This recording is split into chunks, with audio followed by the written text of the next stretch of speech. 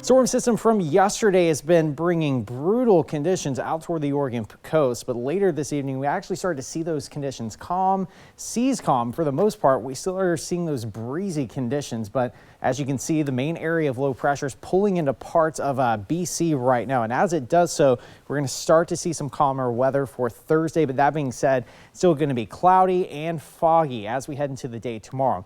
Once we head toward Friday and Saturday, we're tracking another very similar storm system, but this one is going to remain a little bit further offshore, and it's also a little bit weaker. Placement of these lows is key, as what we saw back in 1962. If you remember the big Columbus Day storm, if you're around this area, in fact, it wasn't just Oregon, it was really the entire Pacific Northwest that had winds near 150 miles per hour.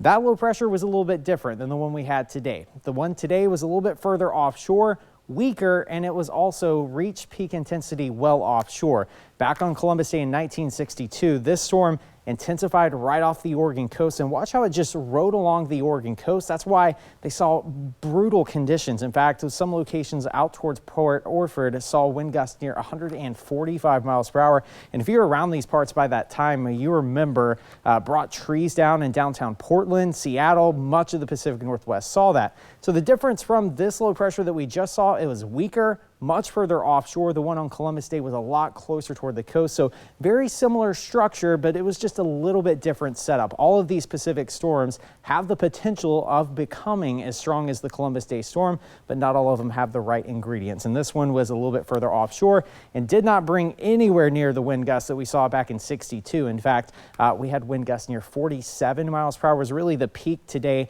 down towards areas of southern Oregon, but even across Lane County, you can see some of the higher ridge tops out towards Vida, 43 miles per hour earlier this afternoon.